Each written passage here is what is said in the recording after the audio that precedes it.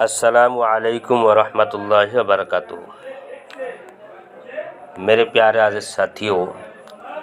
آج میں یہ بتانا چاہتا ہوں کہ یتیم کے سر پر شفقت کا ہاتھ پھیرنا بھی نیکی ہے، کیونکہ سب سے عمدہ و بہتر اور نہایت بابرکت گھر وہ ہے جس میں کوئی یتیم ہو اور اس کے ساتھ نہایت اچھا برتاؤ کیا جاتا ہو۔ ہمارے دین اسلام نے ہمیں بتایا ہے کہ سخت سے سخت اور بہتر دلوں کو بھی نرم کرنے والی چیز غریبوں کو کھانا کھلانا ہے، بے کسوں کی مدد کرنا، پھٹے پرانے کپڑے والوں کو کپڑا مہیا کرنا اور یتیموں کے ساتھ سر پر پیار و محبت اور شفقت و رحمت کا ہاتھ پھیرنا ہے۔ انسان کا دل خواہ کتنا ہی سخت اور پتھر کیوں نہ ہو، اگر وہ یتیم اور اس کی محتاجی، فقر و فاقہ اور بے سہارگی کو یاد کر لے اور ذہن میں اس کے آ جائے کہ اسے کتنی شفقت و محبت اور پیار و غمخساری کی ضرورت ہے، تو لازمی طور پر اس کا دل پچیس ہو جائے گا اور اس کے اندر پدرانہ جذبہ بھڑک اٹھے گا۔ مسکینوں کو کھانا کھلانے اور یتیموں کے سر پر ہاتھ پھیرنے سے اسی طرح کے جذبات بھڑکتے اور انسان سخت دل ہونے کے باوجود یتیموں و ناداروں اور بے سہارا معصوم بچوں کے ساتھ ہمدردی اور غمگساری کرنے پر مجبور ہوتا ہے۔ رسول اکرم صلی اللہ علیہ وسلم نے اپنے فرمودات کے ذریعے بھی اور اپنے عمل سے بھی واضح کر دیا ہے کہ اللہ تعالیٰ کے راستے میں خرچ کرنے اور صدقہ و خیرات کرنے کے کیا فضائل ہے، اس کے ثمرات کتنے عظیم اور اس کے اثرات کتنے گہرے و دور رس ہوتے ہیں۔ اللہ کے نبی نے یہ بھی واضح کیا ہے کہ صدقہ سے مال میں کمی نہیں ہوتی بلکہ اس میں اضافہ اور بڑھوتری ہوتی ہے، مال میں برکت حاصل ہوتی ہے، عفو و درگزر، چشم پوشی، رکھ رکھوا، میل ملاپ، باہمی الفت و محبت اور تعاون و دستگیری، نہایت بلند پایہ اخلاق، اونچے اوصاف اور قابل رشک خصلت اور حسن عمل کا عالی مقام ہے، جس کی بلندی تک وہی پہنچ سکتا ہے جس کے دل کا دروازہ اسلام کی کنجی سے کھل چکا ہو اور اس کا نفس اسلام کے عظیم اخلاق سے بھی آہنگ ہو گیا ہو۔ انہوں نے دنیا کی زیب و زینت، چمک دمک اور جاہ و مال کی محبت پر اللہ کے نزدیک موجودہ اور ذخیرہ کی ہوئی مغفرت، اجر و ثواب اور اعزاز و اکرام کو ترجیح دیا ہو۔ حضرت ابو ہریرہ رضی اللہ تعالیٰ عنہ سے روایت ہے کہ ایک شخص نے رسول اکرم صلی اللہ علیہ وسلم سے دل کی سختی و قساوت کی شکایت کی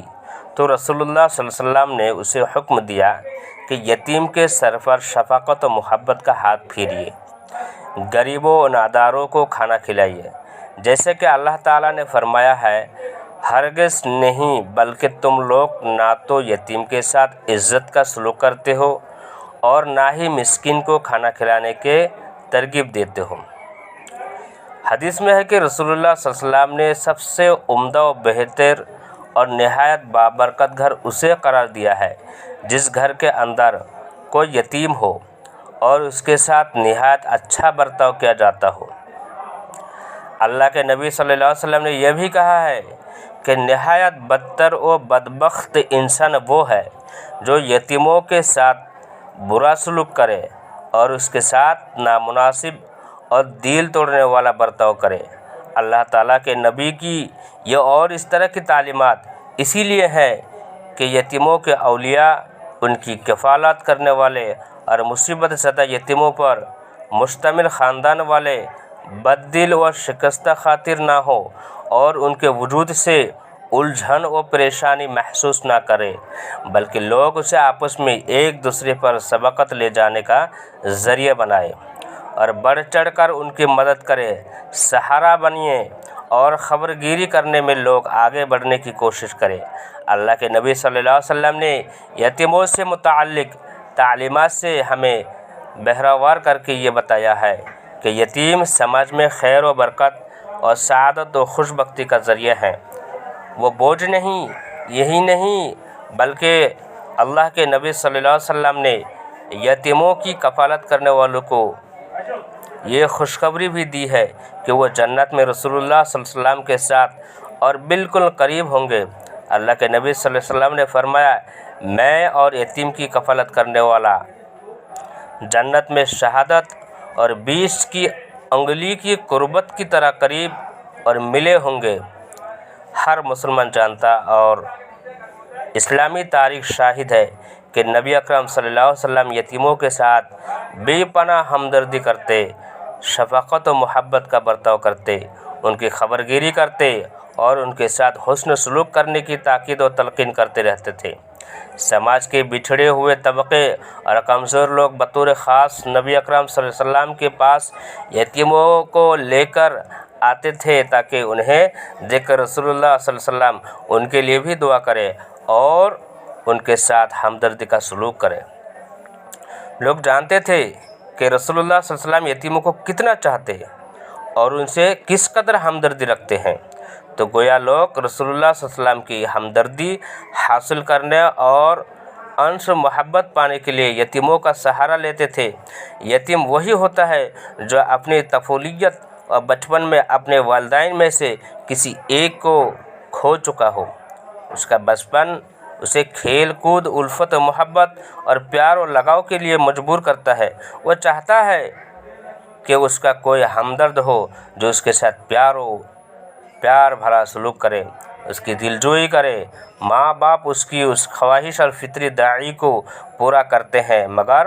باپ جو اس کا سہارا تھا اس کی کفالت کرتا، اس کی دلجوئی کرتا اور اس کے لاڈ و پیار کو سہتا اور اس کی خواہش پوری کرنے میں اپنی بساط کے مطابق کوشش کرتا تھا، جبکہ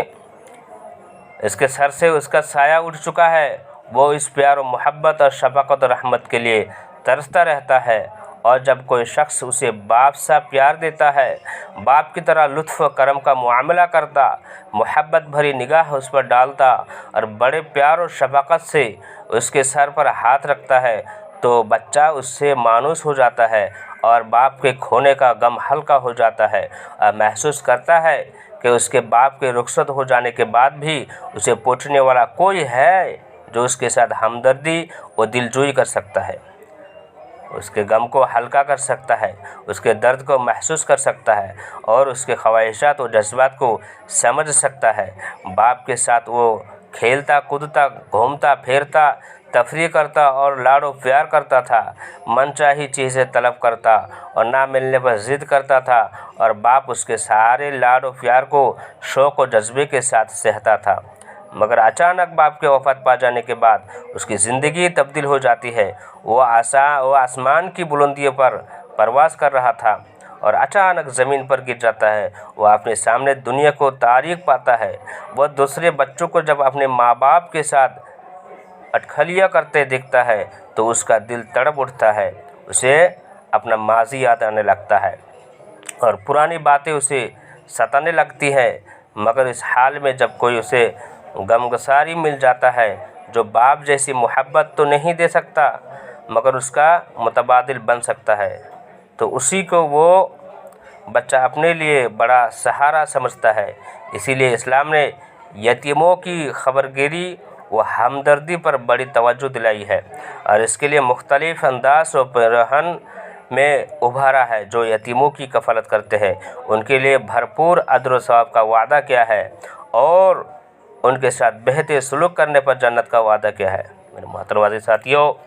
اسلامی سماج میں رسول اللہ صلی اللہ علیہ وسلم نے ہر مسلمان کو یتیم کے لیے مشفق باپ قرار دیا ہے۔ اسلام نے ان ہدایت کے ذریعے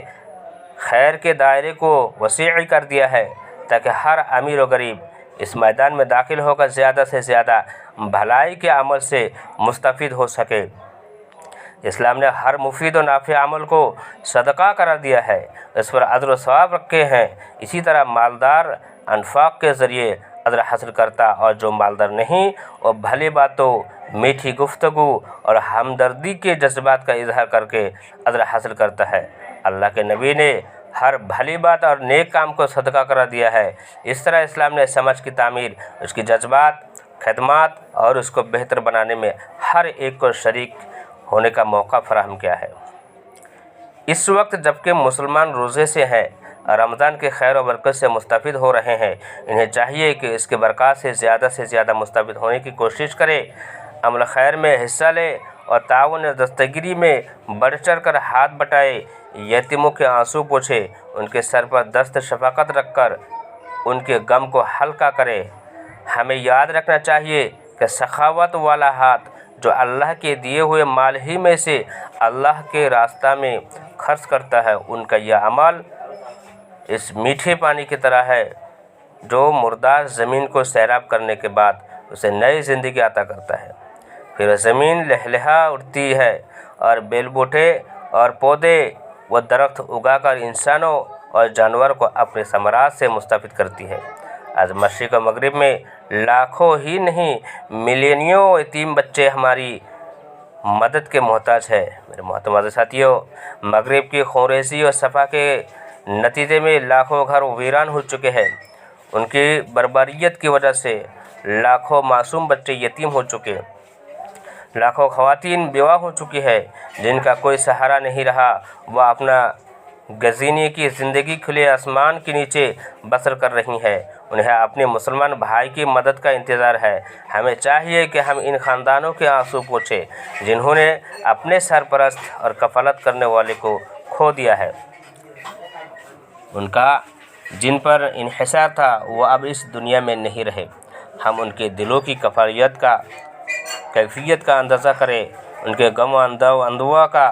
एहसास करें और उनके अहवाल को इस निगाह से देखें जिसे खुद अपने आप अचानक किसी हादसे का शिकार हो गए हों और आपके नन्हे बच्चे और खेलते हुए फूल और जिगर के टुकड़े यतीम और आपकी बीवी बेवा हो गई हो। अगर हमने अपने अंदर ये एहसास पैदा कर लिया तो इस तारीकी में डूबे हुए घर को मुनव्वर करने, चैन और सुकून से महरूम ख़ानदान को इत्मीनान, राहत, बहम पहुँचाने में हम कामयाब हो जाएंगे और अल्लाह हमारे जान माल में इसके बदले बरकत अता फरमाएगा। हम इनके दुख दर्द को अगर हल्का कर देंगे तो कल अल्लाह ताला हमारे दुख दर्द को हल्का करेगा। हम उनकी तारीकी को दूर कर देंगे तो अल्लाह ताला हमारी तारीकी को दूर करेगा। हम अगर मुरझाए हुए गमज़दा चेहरे पर मुस्कुराहट लाएंगे तो अल्लाह हमें खुशी और मुसर्रत अता करेगा इंशाअल्लाह। मेरे मोहतरम अज़ीज़ साथियों, सच्चा मुसलमान वो है जो अमीर हो या गरीब, दौलतमंद हो या नादार, करीम हो और दादो दहेश उसकी शरसत में और आदत बन गई हो, खा वो मामूली और कलील ही क्यों ना हो। इस्लाम चाहता है कि हर मुसलमान के दिल में रहम, करम, शफ़क़त, मोहब्बत और हमदर्दी और गमगुसारी का जज्बा हो और हर कोई अपने से ज़्यादा मोहताज के साथ हमदर्दी करे और जिस कदर हो सके उसकी मदद करे, इसके मसाइब व आलाम को दूर करे। दूसरे जिन मसाइब व आलाम और महरूमी का सामना कर रहे हैं और मुश्किलात और परेशानी को झेल रहे हैं उसका एहसास करे। इसीलिए किताबुल्लाह के मुतादिद आयतों और बेशुमार हदीस में मुसलमानों को उसकी जानिब उभारा गया है कि उनके पास जो कुछ है उनमें से उम्दा माल या अशिया ज़रूरतमंदों में खर्च करे और अपनी इस्तिताअत के बक़दर अपने भाइयों के मसाइब व आलाम को दूर करने में हाथ बटाए। अल्लाह ताला ने इन अनफाक करने वालों के लिए वादा किया है कि वो उनके सदका को बढ़ाता रहेगा यहाँ तक कि वो मामूली सी चीज़ बुलंद पहाड़ और बड़े अंबार के मानिंद हो जाएगा। सदका आप पर नाजिल होने वाली बलाओं को टालेगा, बुरी मौत और नागहानी हवादिस से आपकी हिफाजत करेगा और गुनाहों के ज़रिए ہم جو اللہ تعالیٰ کے غضب کو دعوت دیتے اور اپنے رب کو ناراض کرتے ہیں، یہ غضب الہی کو ٹھنڈا کرے گا۔ آج ضرورت اس بات کی ہے کہ مسلمان کھلے دل سے سماج کے سب سے بچھڑے ہوئے ان یتیم و بے سہارا افراد کے لیے اپنا دست تعاون دراز کرے، ہمدردی کے جذبات سے سرشار ہو کر یتیموں بے کسوں کا سہارا بنے، اور سال میں صرف ایک دن نہیں بلکہ ہر روز اور ہر لمحہ انہیں یاد رکھے اور ان کی تعلیمی، معاشی اور ہر میدان میں بہتری کی فکر کرے، تاکہ ان یتیموں کو اپنے شفیق باپ کی عدم موجودگی کا احساس نہ ستائے اور وہ اپنے مسلم سماج میں خود کو تنہا و بے سہارا محسوس نہ کرے۔ اللہ پاک رب العالمین ہم سب کو دین اسلام کے لیے، دین کی خاطر، نبی کی خاطر یتیم بچوں کی کفالت کرنے کی توفیق عطا فرمائے۔ وآخر دعوانا الحمدللہ رب العالمین۔ السلام علیکم ورحمۃ اللہ وبرکاتہ۔